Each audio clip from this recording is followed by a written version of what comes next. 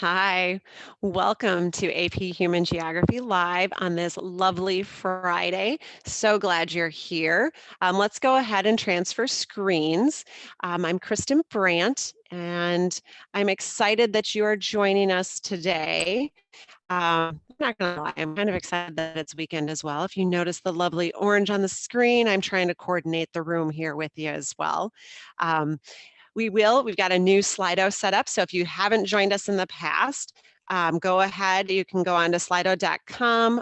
This is our room number that we're using for today. My son Tyler is helping us, trying to kind of weed through some of the questions. I know you've got lots of questions about the FRQ. Last night we had a parent meeting. Wednesday night we did a teacher meeting.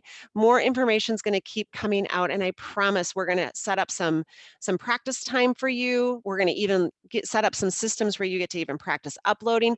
All of that is coming, so please don't panic about that right now. Let's just get the brain going, starting to review that content. As you can see, I'm in Illinois, and today our governor officially closed in-person learning for the rest of the year. And sometimes, because you know I have to have some sort of connection, I just want to close my eyes and click my heels and say, there's no place like home. There's no place like home. And maybe I'll wake up from this at some point, right? But I'm so excited that you joined us, and I'm looking forward to going through some content with you guys. So here we go. Today, though, we're going to dive into political patterns and processes. So we've been focusing on agriculture and then these political patterns. Let's be honest, I think these two units are pretty tricky. And so we want to make sure that we're really spending some time giving you some examples, but really you're going to need to do a little digging on your own as well. Before that, though, Ms. Lindsley left you with some questions that I want to just go through. These are some great task verbs here. So that idea of explain or compare definitely could be tasks that you're asked to do on the FRQ. So yesterday, she was talking about agriculture. And so one of the questions here is explain how two types of diffusion influences a food choice. So you could talk about relocation diffusion here. And so with relocation diffusion, two different things happen. You could talk about how about just even relocating and bringing a new food with you? And so maybe a new crop, maybe it's part of your local diversity, your heritage, and so that's going to start influence a food choice that is there. We could also talk about stimulus diffusion, and so then maybe if I brought it and then it kind of mixes with something else, think like the Tex-Mex food. We talked about stimulus diffusion in I forget which day it was, but one of the AP lives. And so that would be how diffusion could influence a food choice. Explain two positive consequences of the Green Revolution. So at the end of the day, what we're trying to do is get more food produced for people. And so a couple positive consequences is by using pesticides, we can make our crops more resistant to infestations, and so then we're going to produce more food for people. By using technology, we're going to create better seeds, or we can use seeds that are going to have more nutrients in, and so we're going to improve the caloric intake for people. We could, other things that I wrote down, these higher yields, and so we're going to, even because we're putting fertilizer in the soil, that we're going to then put nutrients back into the seeds, and so those higher yields, it's going to produce more, and so again, we're improving the amount of food that people have available, thus improving the caloric intake around the globe. Explain how the second agricultural revolution led to changes in society. And so what we talk about with the second agricultural revolution is the increased use of machinery. So for most of the second agricultural revolution, it really is saying we don't need as many people in the fields for these certain crops. And so if I don't need as many people in the field, where do those people go? And so we saw a huge number, this is what huge rural to urban movement occurred at this time. Luckily, the Industrial Revolution was happening around the same time as well. And so there were demands for jobs within factories. And so that was pulling, people were able to then shift from the fields to the factories during that time. And then compare the second agricultural revolution to the green revolution. So when you see compare, in your head also think compare contrast. When I talk about comparing these two things that I wrote down is that both of these are going to do some things that are going to cause us, that are going to cost money. I mean, using machines costs money, using the fertilizers, the pesticides, all of those things are going to cost money. And so that's also going to then cause a gap between the rich and the poor. That's going to cause that to widen. Other things that we could take a look at with this, we could take a look at really the second agricultural revolution. Both of them are going to use machines, but we could then focus more on kind of the assembly line production out of the using those machines, versus the green revolution is going to be more science-based, so machines versus science. So we could contrast a little bit that way as well. So that gives you a little bit of things to kind of chew on as you're thinking about the FRQ. My son, one of the questions, could we use hierarchical diffusion of food choice if someone in charge imports more food? I think you could make a stretch with hierarchical, that you could talk about how, I would actually probably talk about the distribution as well, is that choice comes in, that LDC or MDCs can afford different types of food, and then it's going to start in areas of wealth or larger concentration, then move to those areas. And so think about, and even distance, I started to think too, right? I mean, think about the types of fruits and vegetables that are available at different times of year. Is some of that part of hierarchical from the standpoint of, my mom and dad live in rural Wisconsin. They're not getting the same, I shouldn't say all the variety that I'm getting in Chicago. And that's just because it's big city versus small city. And so that definitely would be more of that hierarchical diffusion as it's moving. So I think that that's a great example too. Nice job. So we're going to transition, and we're going to switch because we're going to spend 2 days on our political unit.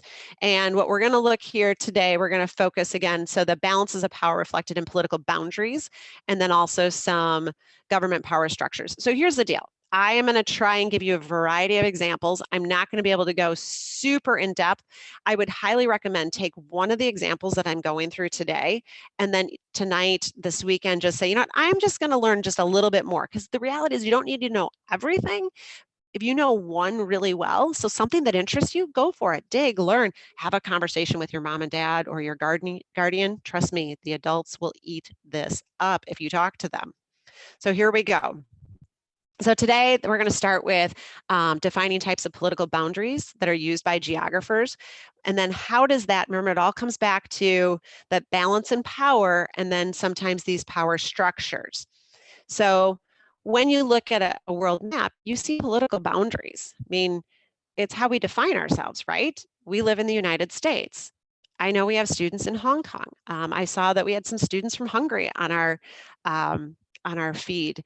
I know that we've got students in Hawaii. We've got students in Colombia, in Mexico. And so definitely we can see those political boundaries. But why were those boundaries placed there? What do those boundaries mean?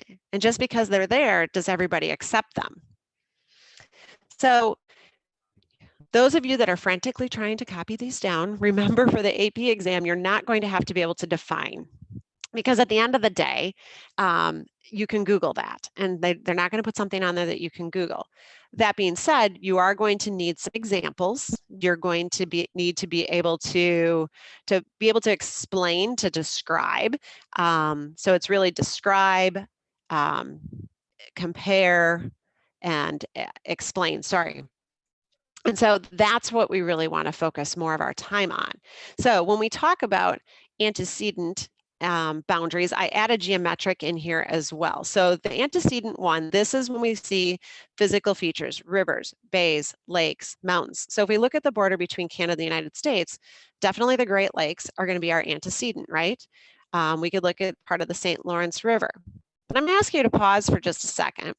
Don't look at this map, but can you see the physical boundary between, I don't know, Chile and Argentina? Can you see the physical boundary between the United States and Mexico in your mind? How about the physical boundary, Italy's physical northern boundary? How about in Nepal, between India, China? So I was trying to pull some areas that use some mountains or rivers. And so being able to have those mental maps is really useful when you're trying to come up with some conversations. Now, geometric boundary. So this one I just thought because I could put both of them on here, that straight line. So using the parallel. In the United States, we have some great historical examples. So for example, if we take a look at the Missouri Compromise, and when you look at the panhandle of Oklahoma, right? And so anything above that was supposed to be entered as a free state. Everything below was supposed to be entered as a slave state. And so the conflict that came about, unknown, I guess, at that time, is because people didn't understand just how big the United States was going to be, and so the imbalance that it was setting up for. But just because we draw a line on a map here, does that mean that that's really the boundary? How do people know? There's some really cool videos out there. I'm sure some of your teachers have showed you, especially between the US and Canada, sometimes like the tree lines that they've tried to make so you can see it. But at the end of the day, how do you know when you cross from one town to the next or one state to the next, unless there's a big sign? And that's really where sometimes some conflict starts to develop. So subsequent, these are often set after the settlements of different groups meet. And so I chose this one here because I think that it's also a good example of some stuff Miss Lindsley will probably cover on Monday. So my guess is your teachers have talked to you about devolution, balkanization. And so when you talk about devolution, we talk about areas where there's some potential conflict, and oftentimes in order to resolve that conflict, governments will try and give power to different groups so that they can kind of distribute that power so that they can work together instead of separate. Well, that didn't work in this area, so Yugoslavia no longer exists. As you can see on the right, in 2006, the different ethnic groups, and so those boundary lines were drawn to reflect the different groups that were there. So balkanization occurred. And so even today, even though these lines were drawn, and so they talk about after different groups meet, they're supposed to try and correspond with the respective ecumene, so where the human settlement is, it's not 100% going to be accurate because there's still going to be people that live in those other areas. But to the best of their ability, they attempted to do that. That being said, I mean, we've had students in the United States that have left Bosnia because they were of a different ethnic group and felt that it was best for them no longer to be there. And so that's that idea that it's drawn to try and reflect the people that were there. I'm going to answer. So there's a question that came up, and I'll get to it in just a second. So this one is there a huge difference between subsequent and, what was it, Ty? Consequent boundary? I think there's not a huge difference. I wouldn't get into the weeds with it. I think if you have examples, so this one is typically, I would say, respective of it, and then I'll show you in just a second. So I'm going to, instead of just trying to kind of jumble my words here, just hang on. So superimposed, these ones I actually think are the most, what's the word I'm looking for? I guess I would actually say controversial from the standpoint of, I don't know how you can put a superimposed boundary in and it turn out okay. I mean, somebody else is drawing the line of something that already exists. I mean, when you take a look at figure 1A, my guess is many of you have seen this in your classes. I mean, this is the traditional homelands of all these ethnicities in this continent of Africa. And then you see to your right in 1B, the white areas, these national boundaries that were just drawn over that. And then the blue, the groups that we partitioned. And so now what you're doing is we're combining some groups that get along, great, or don't get along. Then we're separating other groups and we're putting some of them in 2 or 3 different states/countries. And so then that creates, like, how do you build and move forward as a group? And so we're going to look at that a little bit more. No, so the question that a student just asked, is balkanization the same as devolution? Balkanization, it can be a result of devolution. So devolution is, we've got groups that are not getting along. We try to give them a voice, give them representation so they don't leave. So Northern Ireland's a great example of that. And so Northern Ireland has, representation in the British Parliament. And so, and they're remaining there.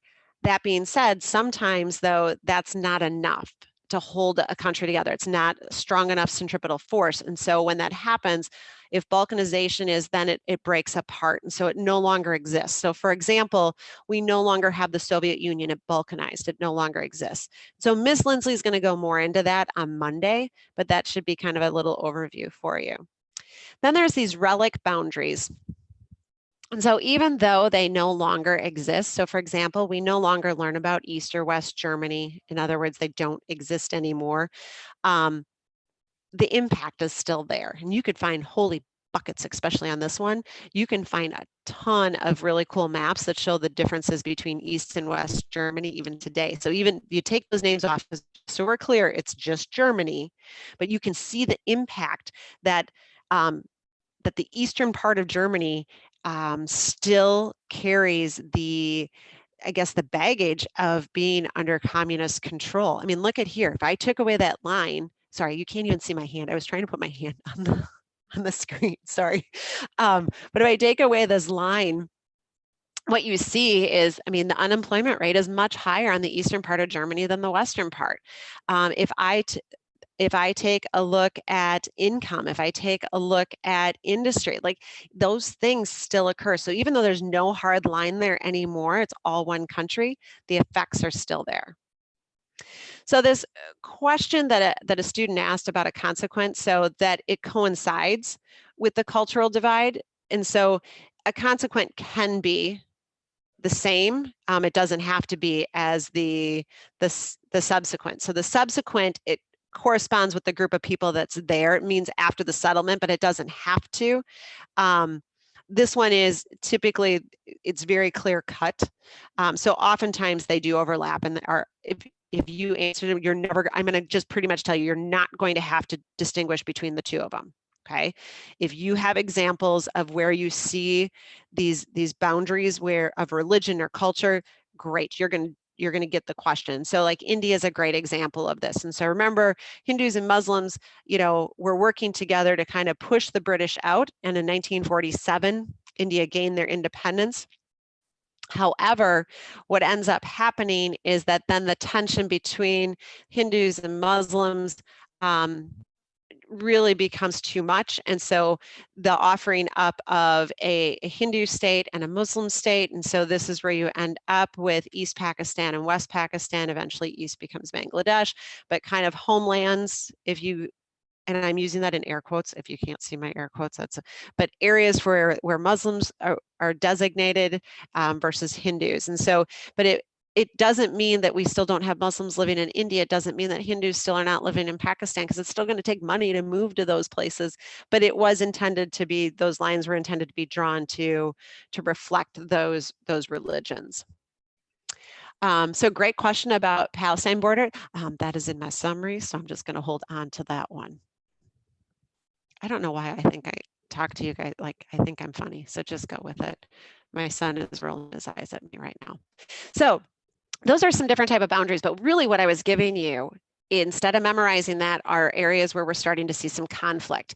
And that's what we want to look at too, are some other areas here that where they're contested.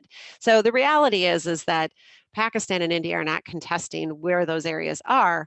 But if I go up here, this area of Kashmir, those lines are being contested.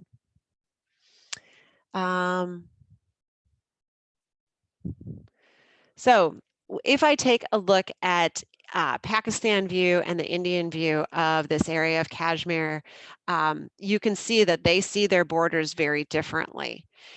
This would be a great one if you wanted to look. There's some great videos out there that will talk about kind of even the zones as you're moving from one area to the next. So some of those lines are very clear. Some of them have military kind of pointed at one another, because it has to do with who's in control, but who's actually living there. And it has different, the group of people that's there are different than the ruler at that time. And it comes down to resources and neither side wanting to give up those resources. So this is an area of conflict. This one's been in the news a lot over the last few years. And so Russia and how we recognize Crimea.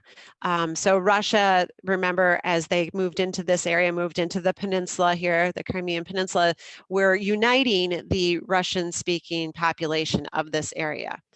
That's what they told us. And so, no, I don't buy this. So anyway, but this is over dispute of whose land should this be, who gets to make that decision. And so this is where the borders and boundaries become contested. And so, and there was some videos of even some ships kind of passing in this area over who's in control over it. We talk about, in my classes, we talked a little bit about appeasement and this idea of, should the United States have done more to get involved, is one of the questions that we pose when we start taking a look at Russia's actions into this area. And then obviously we have not that appeasement of kind of, well, it's just the Russian speaking population. But again, this is contested. Ukraine is going to say that this is still part of our area. This is still part of our land. And Russia is going to say, no, this is ours. These people want to be part of our country. What is it about? Let's be honest, for here, this bad boy is about access to the Black Sea. Russia has a lot of struggles to get goods in and out of Russia. So that access to the Black Sea is key, because through the Black Sea, then I can work my way through the Bosporus Strait and I can get to the Mediterranean. And so then it's going to open up that trade. And so at the end of the day, that's really so much what this is about. It's about those trade routes, which is we're going to get to in a little bit as well. How about the Berlin Conference? And so we talk about the Berlin Conference. This is always my favorite example of, right, superimposed boundaries. So you mean the people that live on the land don't get a say over what we're doing? Holy, I am full of sarcasm today. I am so sorry. I will work on that.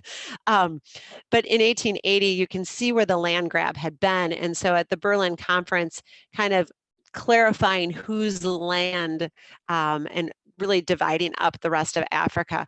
I don't know, hello, there went my sarcasm again. But we go back to that idea of looking at where those ethnic boundaries were located, and by ignoring that. Things though that you might want to think about.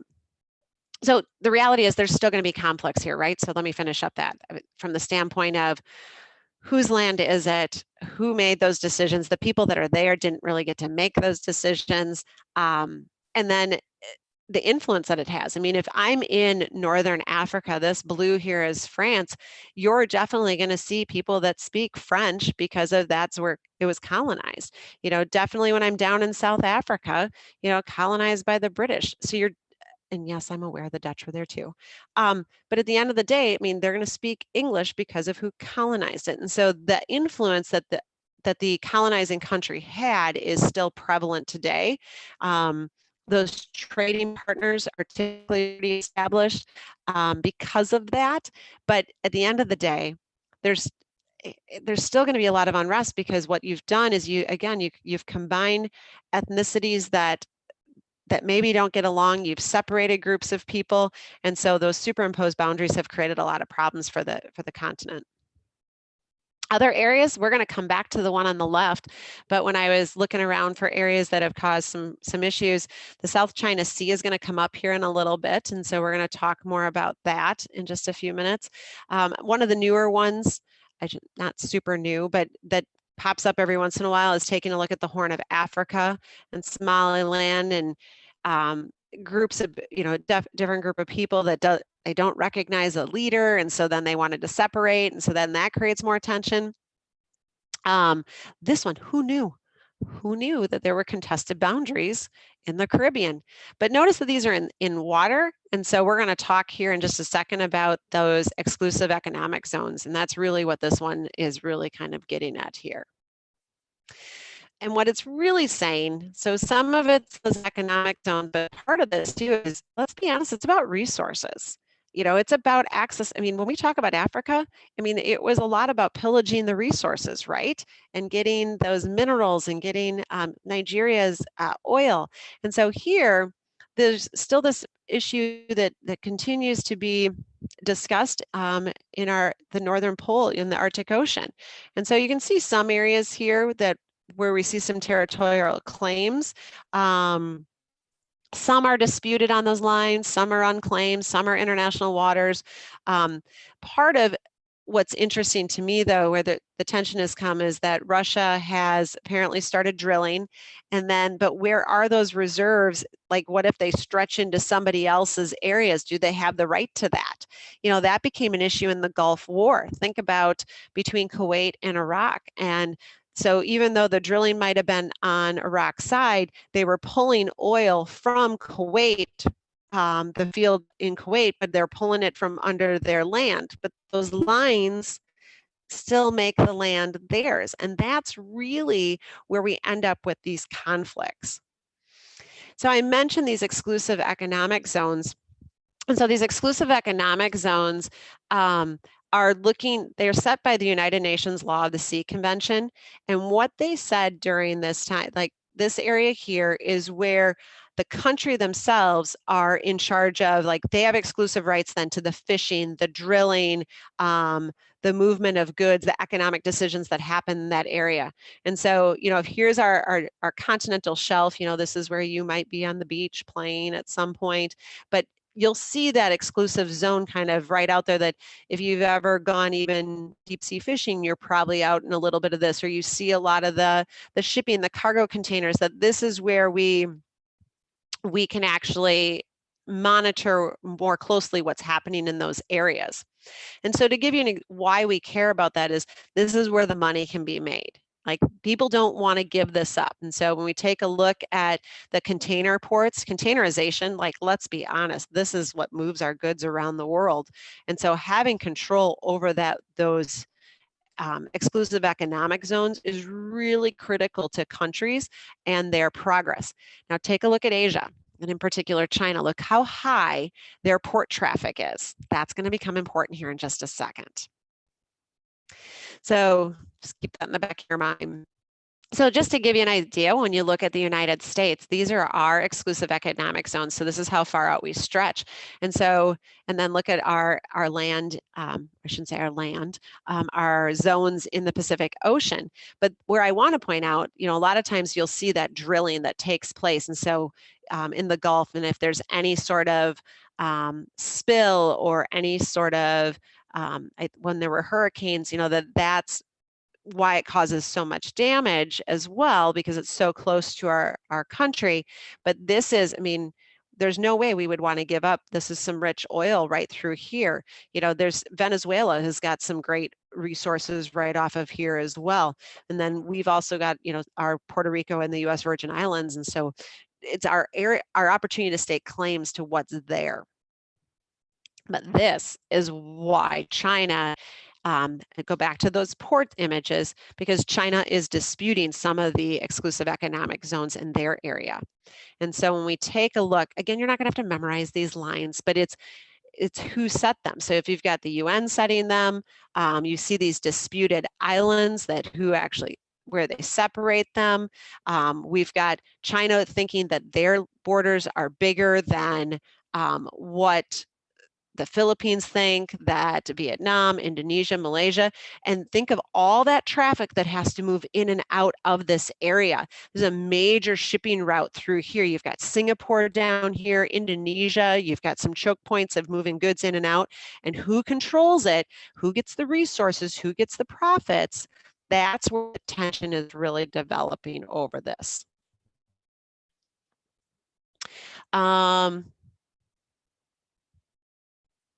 Okay, so when we take a look at this, the balance of power reflected in political boundaries, explain the nature and function of international and internal boundaries. So we've kind of been focusing more on international. I do want to shift here a little bit and talk about within the United States, because there's some things that have been happening that I think it's important for us to take a moment. So for example, if we talk about boundaries and we talk about really what we're getting at here is going to be redistricting and gerrymandering. Because it's pretty clear when I look at this, we know our state boundaries, right? We're going to talk more about regions coming up, but we know our state boundaries. But take a look at the numbers on there. So at this point, this is our electoral college votes. But how are those determined? They're determined by representation, so people in the state. But take a look at it Illinois, for example. It's blue. It in 2016 did end up voting for Clinton. Now take a look at Illinois. Take a look at the scale. There's a lot more red in Illinois than it makes it look in this map. Okay, well, where's the concentration of people? And so this is going down to how do we draw those political boundaries? So the states are clear, but then within them, we have to sometimes shape some of those other boundaries. Why does it matter? Well, when we start looking at trends, take a look at, I thought this was kind of fascinating. Okay, so when we take a look and they're trying to show, your biggest cities and your suburbs, where did they tend to vote?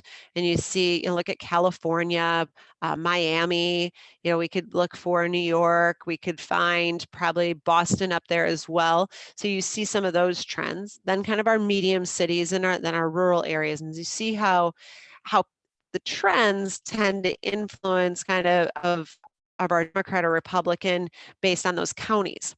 Well, why does all that matter? Well, 2020 is census. It is so important that people complete the census. Well, why? I'm going to connect all this. Hang on. And I think that these were a couple things that I thought were interesting. For example, New York City here, what's at stake for completing your census? It's federal funding, the number of seats in Congress, it's your voice. If you come down to, this is Massachusetts, but it's about representation, every vote counts. And so this idea of making sure that we have that opportunity to really have your voice heard, and really it's reflected in our redistricting, because this is what we get an opportunity to do every 10 years. We get an opportunity to redraw those boundaries. And so when we redraw them, how we redraw them is really important. So we want to redraw them so that they reflect the population. However, sometimes they're redrawn and looks like my video, so we'll just say later. So one of the things that, so redrawing them gives people an opportunity. They should reflect population, but sometimes people might try to redraw them and try to favor one political party over another. Uh-oh. So I'm going to talk to my producer here for a second. I'm going to try stop sharing. Let me try stop showing my video. And there we go. So hopefully Sal can tell me if we're okay here. I've got my phone in my hand because it looked like we had a little bit. So I think oops, I need to share again because you can't see this, correct? I'm so sorry, guys. This is what live TV does, right? Okay. How about that?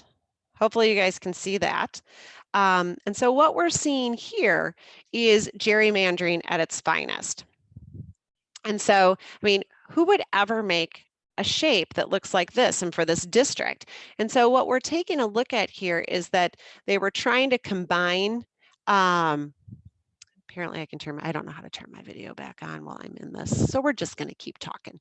But so what we take a look at here is that as we're drawing these lines, guys, that they tried to favor one political party over another political party, and then we end up with these goofy lines. And the problem is when we're looking here, how does somebody that lives up here have the same connection as somebody down here? And that's really where we start to question some stuff. And so it's why this becomes so important when we look at our census and trying to get enough information so that we can make sure that we have that representation and that we can draw the lines to not favor one political party over another, that we're making sure that we're trying to gather as much representation as possible. So what we're really talking about are different types of governments. And so I would make sure that we have a couple different ideas here on different types of governments. And so when you look at a map, and I say unitary state, so a system of political organization which most or all of the governing power resides in a centralized government. And you're gonna say, Mrs. Brandt, this is a blank map. Correct. Can you tell me which countries are gonna have a unitary state? My guess is most of you are able to say China. But all these blue ones are also unitary states. So remember, centralized governments. It doesn't mean oppressive governments. It means centralized. And so I think that that's important. What are some benefits of a centralized government? So a unitary state.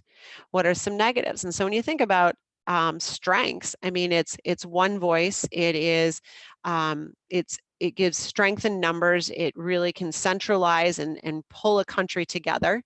Typically, though, larger countries tend to favor a federal system. And so that's going to be your green on this map. And the reason they tend to favor a federal system, larger countries, is because it's so big. And you see this in action right now, that the federal government trying to make decisions for all 300 million of us is really difficult.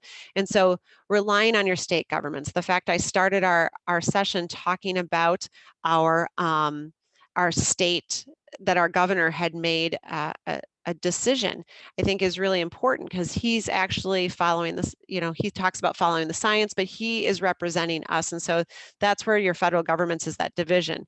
How do you know if a state has a federal government? Oftentimes you will see things such as this. Do you notice the states, provinces, more states? So the US is not, the US is a federal. We have a federal system, and we're a federal system because, I would say, partly because of our size, but part is because of our history. We did not want to centralize power. We were afraid of having a tyrant again. And so this was a question that came across that my son just pulled off, because at the end of the day, we believe that there shouldn't just be one person making the decision, that this was supposed to be by the people, for the people. And so while we can't vote on everything, we can make sure that our elected officials can vote for us. Okay. Okay. So he's having me try to start, but for some reason my video just is not wanting to take. So we'll do it in just a little bit. And of course, then that just froze me. Can you see my screen, guys? How about now? Can you see me? Okay, you can see me. Hi, I'm back. This is what live TV does sometimes, and it says I have full bars, so I'm not quite sure what's going on. I actually think my computer's been a little bit goofy. So let me just reshare, because I do want to just share. Somebody had asked about Israel, and I think it's really important that we do end with that in our debrief and our summary. For some reason, it's not wanting us to do my screen, so that's okay. It's all going to be okay. So here we go. So when we take a look at, these were things we just went over. Remember, this is more for your teachers, but really what I want to talk about is that really these political structures can cause conflict. These boundaries can cause conflict. All this stuff can cause conflict. And so you see some of the hot spots around the world. But historically, probably one that we see most is really when we start diving into Israel. And so really we could even back up before this, and we talk about when the Jews were there, Roman conquest came in, pushed the original diaspora, pushed the Jews out, and this is when Palestinians moved in. So in 1947, this is what the boundaries looked like. There was a partition plan then, and you can see where we were granted Israeli land and the Palestinian land. And I know I just skipped over Zionism. I know I skipped over the UN's decision after World War II, but that idea of how do we divide up these land and these boundaries, just because somebody draws it doesn't mean that people accept it. And so if you even take a look at the West Bank from 49 to 67, where Palestinians, the Gaza Strip, I mean, just how it keeps getting shrunk smaller and smaller, and then the present day where it's these partitioned little areas. I mean, even our President Trump has talked about new shapes of states here as well. Those that are living in those areas, it creates conflict of how do I get from the Gaza Strip here to the West Bank or to Jerusalem? How are these areas, when they're fragmented like this, how do we build any cohesiveness? And so really creating some tension. And so, having a strong government that represents the people probably would help. But at the end of the day, we've got two ethnic groups here that both believe that they have rights to this land, and that's creating conflict. And we continue to see that evolve over even your lifetime, you're going to continue to see that.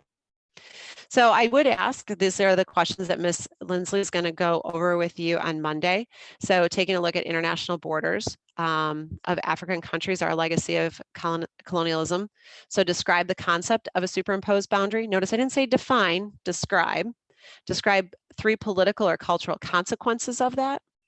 4, identify and explain one challenge of landlocked African countries face in developing and viable countries, and then explain one positive and one negative impact in your unitary system. So here's what I'm going to do. I'm going to actually stop sharing so I can go back to my video. I'm going to have my son actually, so I think if I stop sharing, you guys can see me, correct? But I was going to ask my son if there were any questions that I could end with. Remember, if you have any technical problems, to contact the College Board. And what I wanted to just see is anything, Ty, that you think I need to hit on? So is Palestine considered a state? No, Palestinians would be considered a stateless nation, probably one of our largest because they're not recognized. The Kurds would be an example of that as well. And that's where really they would love to become recognized. And I think that there's different advocate groups out there of trying to find this 2-state system in Israel.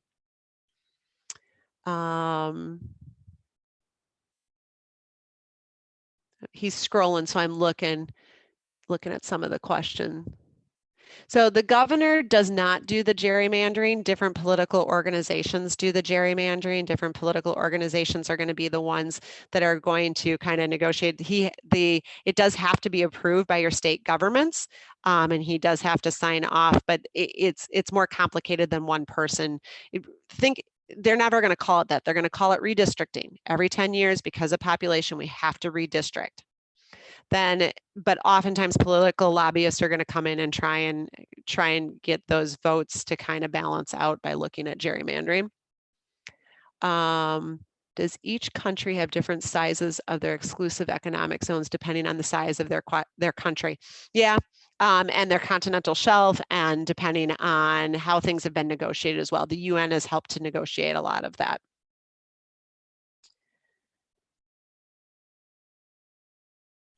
So I do think, I apologize for the technical difficulties. I mean, it says I have full bars, so I don't know what's going on. I know, I appreciate you for hanging in there. Again, if you've got any questions or problems, please don't hesitate to contact the College Board.